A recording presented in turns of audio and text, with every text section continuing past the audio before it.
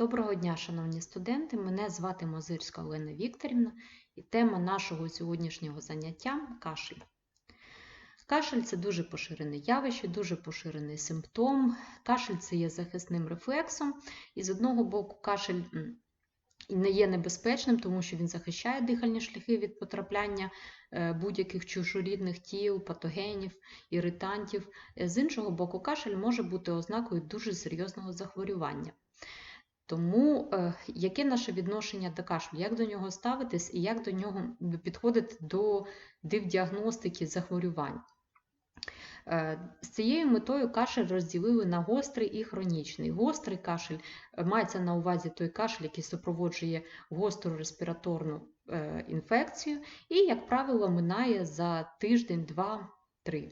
Хронічний кашель – кашель, який триває 4 тижні і більше. І вважається, що всі будь-які такі доброякісні явища, як гострі респіраторні захворювання, вони минуть за декілька тижнів, а якщо вони не минули, то вже варто запідозрити якесь серйозне захворювання, і воно триває, як правило, 4 тижні і більше. Цей 4-тижневий поріг обраний для забезпечення відносно ранньої діагностики серйозних основних захворювань, таких як пропущене чужорідне тіло та бронхоектатична хвороба, і мета є запобігти подальшому розвитку якоїсь респіраторної недостатності. Специфічний кашель. Отже, кашель є специфічний і неспецифічний. Специфічний кашель – це хронічний кашель, який в кінцевому рахунку можна віднести до основної фізіологічної причини, яка зазвичай, але не завжди має легеневе походження. Неспецифічний кашель – це кашель, який не має ідентифікованої причини після обґрунтованої ретельної оцінки пацієнта. Хронічний кашель, швидше за все, неспецифічний, якщо він сухий і відсутні порушення, виявлені при первинній оцінці, тобто немає специфічних показчиків кашлю. Cough pointers називається на англійській мові, такий показчик, який вам показує, ось, наприклад, цей кашель має певну якусь рису, наприклад, репризи, і тому він специфічний, бо він характерний для коклюшу. На цьому слайді вам нагадування, що кашель – це є захисний рефлекс і зображена рефлекторна дуга кашлю, аферентний і еферентний шлях. Варто нагадати, що кашльовий рефлекс слабкий у недоношених дітей і взагалі у новонароджених дітей дуже слабкий і розвивається поступово з дорослішанням. І точно, коли кашльовий рефлекс повністю дозріє, невідомо. І почнемо оцінювати стан нашого уявного хворого, у якого є хронічний кашель. Запитаємо його, чи є основне якесь хронічне захворювання легенів, яке потребує додаткових досліджень або направлення на додаткові дослідження. Чи є призначена терапія, якісь ліки. Чи існують модифіковані фактори, які посилюють кашель, наприклад, хтось вдома палить. Або, наприклад, є тварини і є взаємозв'язок, був контакт з твариною і з'являється кашель. Який психосоціальний вплив кашлю на дитину та сім'ю, та які їх очікування щодо лікування та результатів? І перейдемо до алгоритму оцінки кашлю, який триває 4 тижні і більше. Оцініть конкретні показчики, оті специфічні поінтери кашлю та класичні характеристики кашлю. Якщо ми знайшли якийсь показчик, наприклад, кашель, наприклад, той реприз або інші, то далі вже обстежуємо дитину відповідно до протоколу цього діагнозу.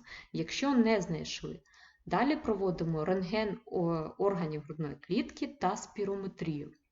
Якщо рентген нормальний або неспецифічний, тобто там знайдено перебронхіальне ущільнення, тоді задаємо собі питання, чи є тут докази астми. Це хрипи, задишка, спірометрія з оборотністю проводиться, і жодних інших конкретних показчиків немає. Якщо рентген вказує на специфічний діагноз, далі оцінюємо, як зазначено при підозрі на діагноз. Дивимося, чи є якісь ознаки, докази на користь астми. Якщо так, ми ставимо попередній діагноз астма і призначаємо терапію на 2-4 тижні. Якщо є покращення, продовжуємо терапію. Немає покращення – заново оцінка. Якщо немає доказів астми, дивимося докази стороннього тіла. Як правило, історія задухи, те, що дитина подавилася і з'явилася задишка, хрип. Особливо далі з таким надійним доказом є хрип з одного боку. Якщо так, призначена негайна бронхоскопія. Класичні характеристики кашлю. Якщо є класичні характеристики, попередній діагноз, наприклад, тиковий кашель, це психогенний кашель, трахеомаляції або коклюшу. Якщо немає класичних характеристик кашлю, дивимося інші специфічні показчики кашлю і виконуємо тести для підтвердження та лікування. Чи вологий і продуктивний кашель? Якщо так, можна запідозрити затяжний бактеріальний бронхіт і призначаються антибіотики на 2-4 тижні. Якщо кашель триває після цього більше 4 тижнів, оцінити інші причини, наприклад, бронхоектатична хвороба. Якщо кашель сухий, можна застосувати тактику очікування і спостереження, або в оригіналі вона називається watchful waiting. 2-4 тижні ми спостерігаємо за хворим, але без ніякого лікування. І кашель, якщо триває, треба переоцінити хворого, як була перша оцінка. Якщо кашель сухий, спостереження або пробна терапія, існують дві тактики. Якщо на фоні пробної терапії спостерігається покращення, припинити терапію та оцінити через 2-4 тижні. Немає покращень, оцінити як вперше або призначити консультацію пульмонолога. Пробна терапія може бути, дивлячись від ситуації, індивідуальна. Це може бути терапія бронхіальної астми, якщо підозрюється кашледомінантний тип бронхіальної астми, або це може бути антибіотикотерапія, якщо ви підозрюєте інфекцію. Збираємо анамнез у нашого хворого. Опитуємо, чи може спостерігалися якісь специфічні показчики кашлю, чи застосовувались ліки, і збираємо історію будь-яких минулих захворювань. Ретельно збираємо неонатальний анамнез. Наприклад, низька вага при народженні або народження передчасно, недоношена дитина. Це може вказувати на бронхоектази, рецидивуючі інфекції, бронхолегеневу дисплазію. Попередні госпіталізації та легеневі захворювання, рецидивуюча пневмонія в одній частці легенів, порушення або анатомічна аномалія в цьому дихальному шляху. Вимагає подальших досліджень, бронхоскопія та сканування грудної клітки. В декількох частках стани пов'язані з бронхоектатичною хворобою, наприклад, муковісцидоз, первинна циліарна дискінезія та аутоімунне захворювання, імунонедостатність, аспірація трахеоезофагіальна фістула. Також існує потреба оцінки інших станів. Наявність аутоімунних захворювань. Це може бути пов'язано з інтерстиціальним захворюванням легень, пухлина або імунодефіцит, ризик виникнення хронічної умовно-патогенної інфекції у даного хворого. Якщо є в анамнезі гнійний синусит або отит, це може вказувати на первинну циліарну дискінезію, серцеві порушення, трахеомаляція, серцеву недостатність або первинну циліарну дискінезію. Важливо також оцінити фактори оточуючого середовища, які можуть бути пов'язані з кашлем, які можуть провокувати кашель, наприклад, тютюновий дим, наприклад, контакт з димом внаслідок спалювання листя або трави, або це домашні тварини, пилок.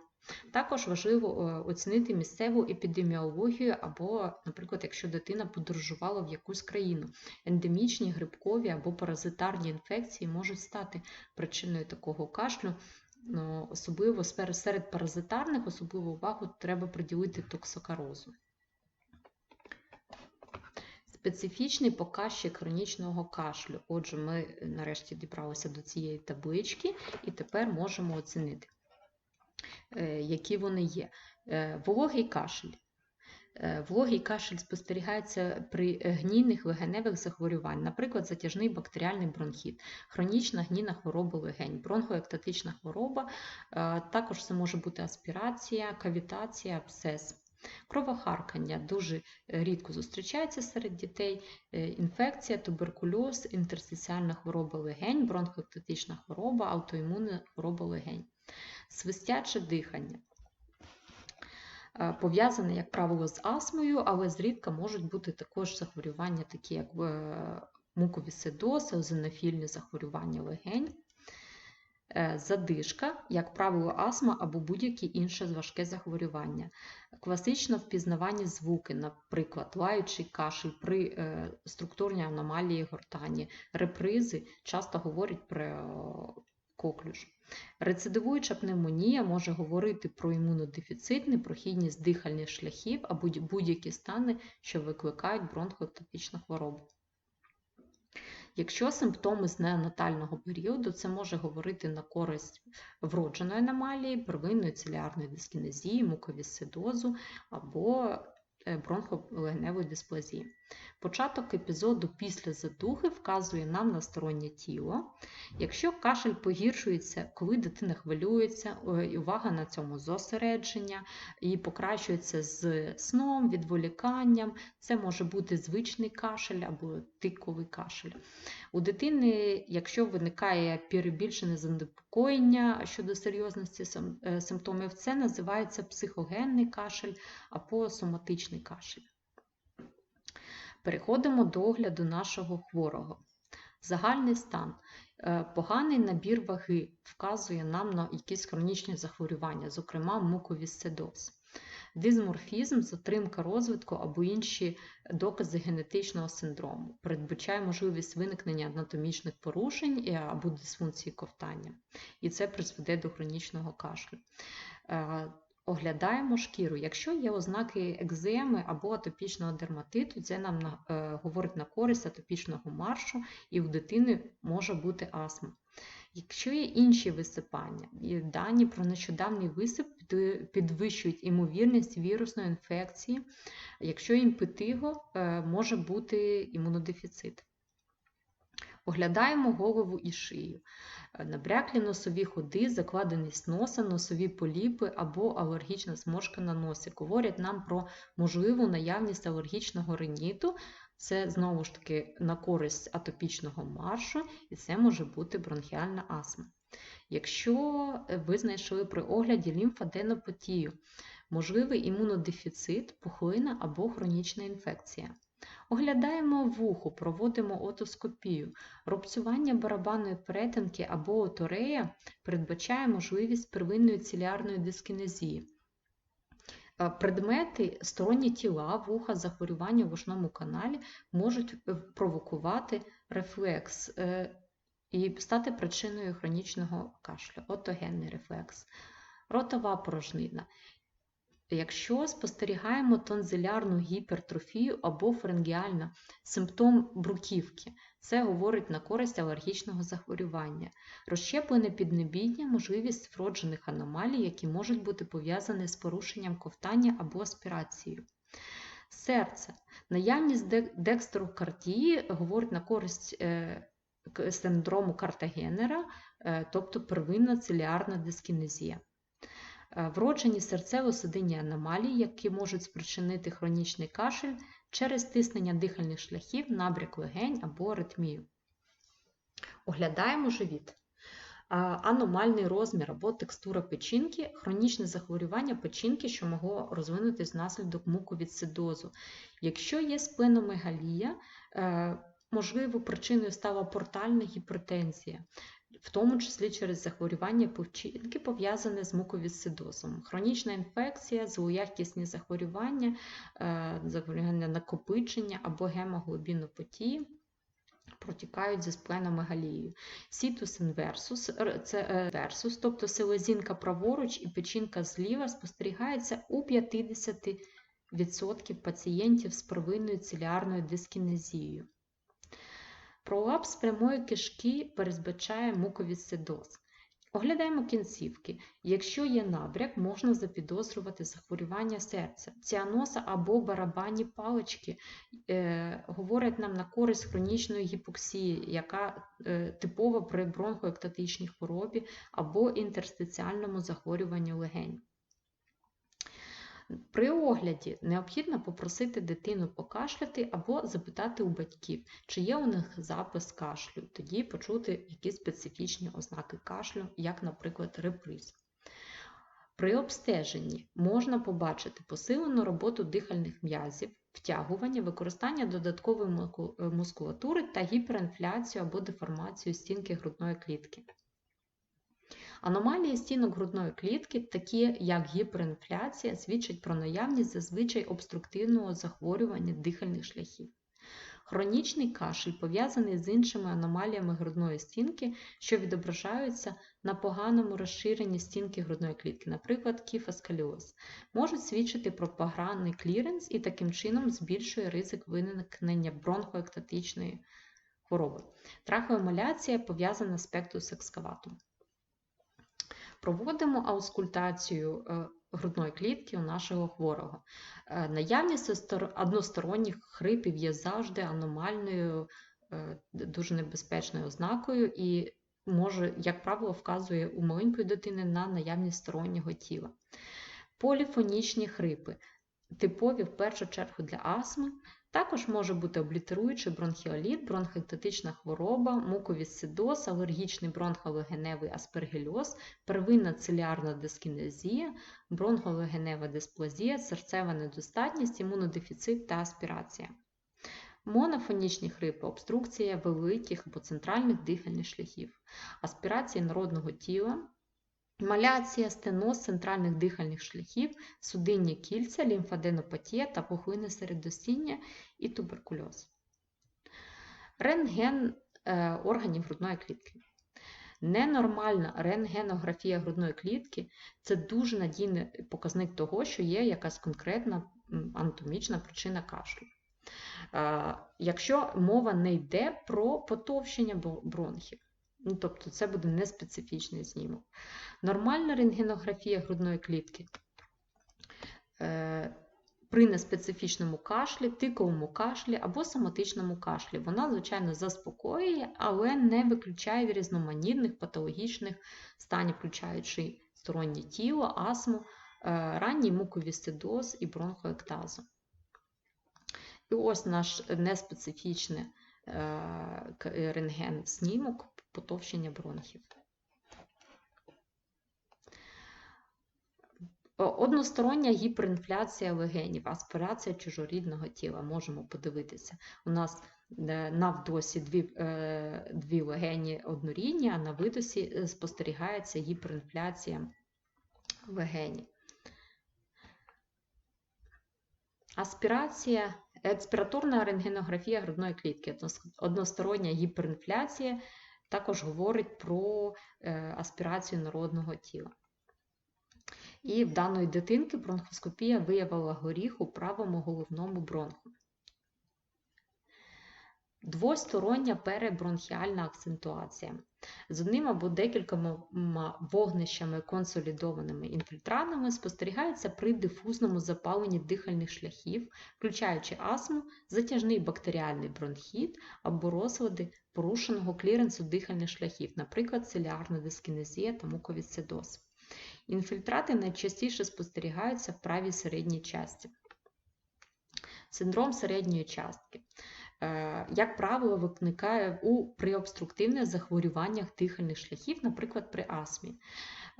Він відображає ателектаз. З'являється, як правило, в правій середній частці, тому що колатеральна вентиляція в цій частці розвинена погано, на відміну від інших часток. також може бути викликане іншими причинами, наприклад, імунодефіцит. Ателектаз правої середньої частки у дитини з хронічним кашлем. Рентгенограма грудної клітки, що показує зміни правої середньої частки, що відображають ателектаз. На даній рентгенограмі колапс долі, хронічна непрохідність дихальних шляхів стала причиною цього.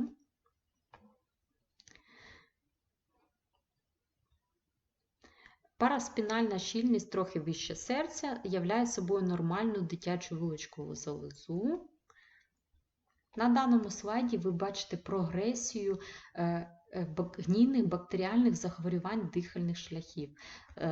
Затяжний бактеріальний бронхіт, далі він може бути рецидивуючим, далі наступною стадією або ступенем тяжкості гнійного стану є хронічне гнійне захворювання легень, і наступною стадією або останньою є бронхоектатична хвороба.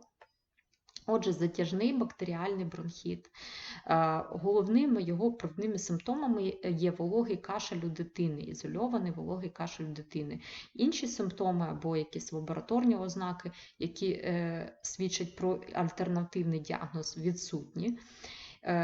Типовими збудниками є гемофіліс інфлюенце, пневмокок, Moraxella catarrhalis. І, як правило, емпіричне лікування амоксициліном клавулонатом є успішним. На даному слайді ви можете побачити знімки при бронхоскопії і в бронхах мукопурулентне виділення. Рецидивуючий затяжний бактеріальний бронхіт. Можна ставити діагноз, якщо більше 3 епізодів на рік. Слід оцінити наявність бронхоектатичної хвороби або основного захворювання, яке призводить до хронічної інфекції легенів. І важливими міркуваннями в діагностичному процесі будуть збережене або невиявлене стороннє тіло бронха, вроджені порушення та розвити, які можуть призвести до бронхоектатичної хвороби, такі як муковісцидоз, первинна циліарна дискінезія, імунонедостатність, така як селективна недостатність антитіл. Хронічне гнійне захворювання легенів. Стани з клінічними характеристиками бронхоектазів, таких як хронічний мокрий кашель, відсутність відповіді на пероральні антибіотики, але без рентгенологічних змін на КТ, типових для бронхоектазів. Кашель зберігається, незважаючи на 4 тижні пероральних антибіотиків. І лікування буде аналогічне лікуванню бронхоектатичної хвороби, тобто антибіотики і дренажна терапія дихальних шляхів.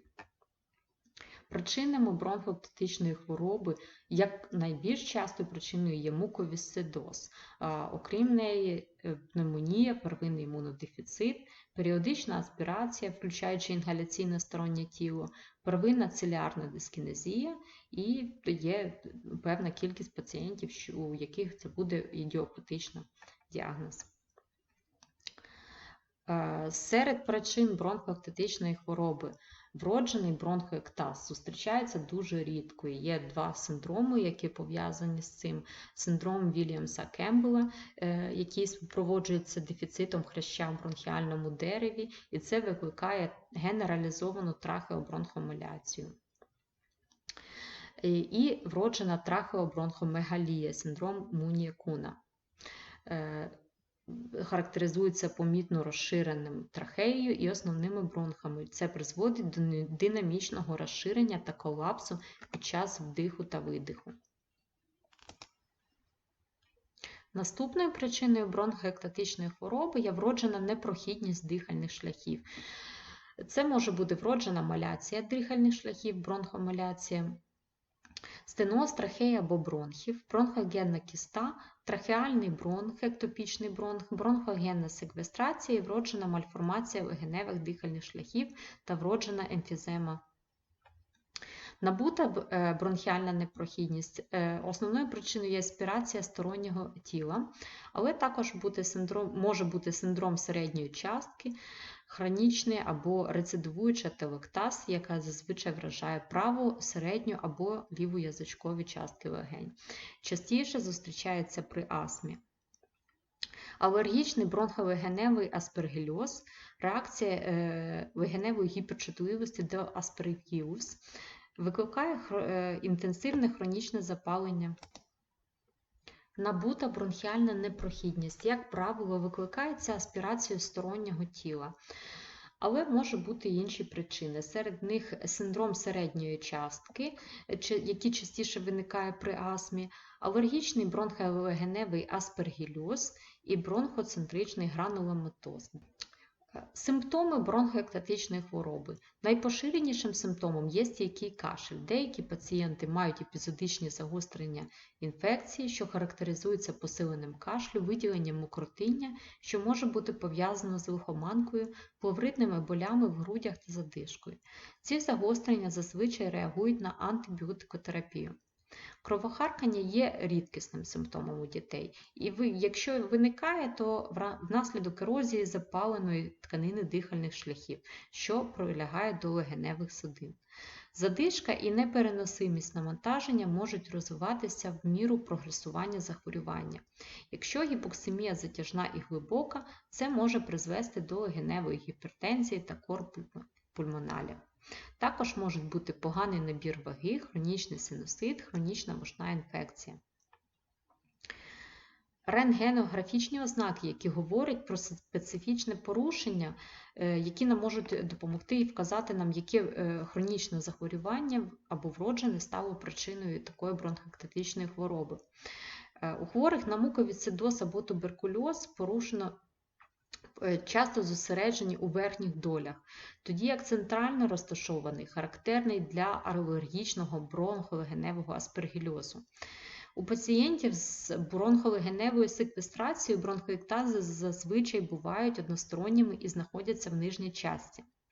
Якщо у нас єдине вогнище, підвищує можливість обструкції дихальних шляхів шляхом зовнішнього стиснення, якщо це, наприклад, пухлина ззовні, або стороннє тіло, або вроджена патологія. Повторний ателектаз та прогресуючий бронхоектаз в правій середній часті або язичковій долі дозволяють припустити синдром середньої частки у пацієнтів з астмою. Діагноз бронхоектатичної хвороби, звичайно, встановлюється за допомогою КТ і визначається аномальними ознаками на КТ. Збільшення бронхіально-артеріального співвідношення та розширення периферичних дихальних шляхів із потовщенням стінок бронхів за відсутністю звуження периферичних дихальних шляхів. Отже, діагноз бронхоектаз ставиться тоді, коли внутрішній діаметр дихальних шляхів більший за діаметр сусідньої артерії та або бронхів, візуалізований у межах 2 см від плевральної поверхні, у поєднанні з хронічним продуктивним кашлем. Одне дослідження припускає, що бронхоартеріальне співвідношення більше 0,76 у дітей слід вважати вже аномальним. Однак ці ж автори визначають, що таке явище може спостерігатися і при потовщенні стінок бронхів та їх розширенні. Часто вважається бронхоектаз незворотним. Однак на КТ було продемонстровано вирішення циліндричного бронхоектазу в деяких випадках, коли виявляється основна причина, лікується, і далі було визначено зворотній розвиток бронхоектазу. На даній рентгенограмі можемо побачити характерні ознаки для бронхоектатичної хвороби. Вони вказані стрілками, але треба також необхідно враховувати, що рентгенографія вона має дуже слабку чутливість для діагностики бронхоектатичної хвороби. На КТ-снімку численні кільця, що представляють собою розширені дихальні шляхи в правій легені, багато з яких заповнені мюкопурулентним виділенням. Також КТ-снімок хворого з бронхоектатичною хворобою, розширені та потовщені дихальні шляхи мають симптом так званих трамвайних колій, показаних стрілками. Центральний бронхоектаз у пацієнта з алергічним бронхогеневим аспергільозом. Множинні бронхи 3 та 4 порядку. Пацієнтів з бронхоектатичною хворобою необхідно обстежити на наявність трахеобронхомаляції, муковісцидозу, імунодефіциту первинного або вторинного, цилярної дискінезії і періодичної аспірації. Лікування бронхоектатичної хвороби. Хочу нагадати, що препаратами вибору є амоксицилін, клавуланат. Для хворих, які мають алергію на пеніциліни, це може бути азитроміцин, також і інші антибіотики альтернативні можуть застосовуватися у хворих. Варто призначати антибіотики з урахуванням результатів БАК-пасіву спроб з дихальних шляхів. Також в лікуванні важливу роль грає методики очищення дихальних шляхів, дихальна фізіотерапія, фізичні вправи, рекомендації щодо харчування.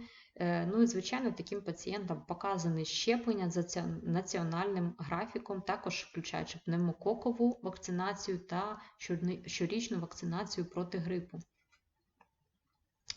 Якщо у вашого пацієнта має місце рецидивуюча пневмонія, варто задатися питанням, чи це не туберкульоз. Адже у будь-якої дитини з хронічним кашлем у ендемічних країнах, до яких можна віднести Україну, це захворювання може бути підозрюване при хронічному кашлі. При огляді у дітей, хворих на туберкульоз, може виникати однобічний візинг через лімфаденопатію або туберкульому. Серед тестів, за допомогою яких можна поставити діагноз, все ж таки залишається надійним туберкуліновий шкірний тест, проба МАНТУ, аналіз на вивільнення інтерферону гамма або квантіфероновий тест. Інші доступні мікробіологічні дослідження. Тест GeneXpert – це ДНК, визначення ДНК бактерій туберкульозу в пробі мокротіння. Рентгенографія грудної клітки та КТ можуть виявити розширення середостіння, колапс легень або знаходження вторинних бронхоектазів. Клініка туберкульозу, хоча це не є темою заняття нашого, але і туберкульоз ви детально вивчаєте на кафедрі фтизіатрії. Ми маємо трошечки пригадати, адже це є дуже, може стати поширеною причиною кашлю серед дітей. Отже, клініка – це хронічний невпинний кашель, який не поліпшується і присутній більше 3 тижнів. Лихоманка більше 38 градусів протягом принаймні 2 тижнів. Інші поширені причини, якщо при цьому були, звичайно, виключені. Втрата ваги або відсутність набору ваги. Варто зауважити, що діти віком від 5 до 10 років можуть мати клінічно мовчазне, але рентгенологічно очевидне захворювання. На противагу цьому у немовлят частіше виникають ознаки та симптоми легеневих захворювань. І хочу показати вам декілька знімків дітей, у яких був явний туберкульоз, або які випадково був знайдений туберкульоз. На цих знімках можна побачити бронхоаденіт, збільшення лімфатичних вузлів, є порожнини, є міліарний туберкульоз, лінійний ателектаз, дисемінований туберкульоз, тотальний. Гастроезофагеальна рефлюксна хвороба є нетиповою причиною хронічного кашлю серед дітей. І часто якщо не маєте специфічних показчиків кашлю, все одно дуже часто підозрювати цю хворобу не варто. В окремих випадках у дітей з неспецифічним кашлем та іншими симптомами, які свідчать на користь гастроесофагальної рефлюксної хвороби, зокрема це може бути печія або регургітація, тоді розумно запідозрити ГЕРБ і призначити емпіричне лікування, наприклад, протягом 4 тижнів, використовуючи препарати, які пригнічують кислотність, зокрема інгібітори протонної помпи. Діагностика ГЕРГ на сьогоднішній день не така проста серед дітей. Для цього застосовується моніторинг pH стравоходу. Протикашльові засоби, хочу нагадати, не використовуємо кодеїн або інші протикашльові засоби, наприклад, декстрометорфан для лікування кашлю у дітей. Вони можуть задати шкоди без доведеної користі. Муковісцидоз. Дуже важлива причина і дуже серйозна підозра у дітей з тривалим хронічним кашлем. Муковісцидоз виникає внаслідок порушеного транспорту хлориду та натрію через секреторний епітелій, що призводить до в'язких виділень у бронхах, жовчовидних шляхах, підшлунковій залози, кишечнику та репродуктивній системі. Протягом часу, що становить від місяців до десятиліть після народження, люди розвивають хронічну інфекцію дихальних шляхів з характерним масивом бактеріальної флори, що призводить до прогресуючої дихальної недостатності. Муковісцидоз викликається мутаціями в гені на 7-й хромосомі, який кодує синтез трансмембранного регуляторного білка муковісцидозу – CFTR. Ось зображення гену, і у базі даних мутації муковісцидозу перелічено понад 2000 різних мутацій гену, які можуть викликати це захворювання, тому його генетична діагностика його досить складна. Клінічна картина у немовлят та дітей. Меконіальний іуліус зустрічається у 20% пацієнтів, дихальні симптоми – 45%, відсутність набору ваги – 28%. Для немовлят, хворих на меконіальний іліус, середній вік діагностики становив 2 тижні, а для тих, хто не мав цих симптомів, середній вік був більше значно – 14,5 місяців. У немовляти з важкою нелікованою недостатністю підшлункової залози періодично виникає синдром напряку з гіпопротеїнемією, втратою електролітів, анемією та неспроможністю набрати вагу через малябсорбцію. У міру прогресування хвороби розвивається хронічний бронхіт, який викликаний типовими патогенами. Повторні інфекції сприяють пошкодженню бронхів, втрати хрящової еластичності та м'язового тонусу і з часом призводять до бронхоектазії. А на даному слайді ви бачите нагадування, як виглядає симптом барабанних паличок. Ось це типова мікрофлора. На даному слайді можете побачити часточку легені, у якій на фоні внаслідок муковісцидозу розвинулась бронхоектатична хвороба серця. І бачите такі округлі кільця розчинених бронхів. Тривалі або повторювані епізоди бронхіоліту з тахіпною хрипом, врешті-решт кашель виникає щодня, стає продуктивним і часто пароксизмальним. Ось така характерна типова картина бронхоектатичної хвороби при муковісцидозі. Лізосомальні ферменти, що відділяються з інфільтруючих нейтрофілів, сприяють прогресивному руйнуванню стінок дихальних шляхів. Дихальні шляхи піддаються колапсу в умовах великого потоку повітря, що призводить до прогресивного захоплення повітря, збільшення передньо-заднього діаметру грудної клітки. Пізнє ускладнення може бути спонтанний пневмоторакс, кровохаркання і доволі масивними ці явища можуть бути. Тут бачите на картинці характерний симптом муковісцидозу – аквагенне зморщування долонь. Зморщування та вузлики, вони виникли внаслідок перебування долонь декілька хвилин у воді, і це пов'язане з мутаціями в гені CFTR. Переходимо до діагностики муковісцидозу. Отже, у нас є 3 варіанти показників тесту хлоридів поту. Менше 29 ммоль на літр, 30-59 ммоль на літр і більше 60 ммоль на літр.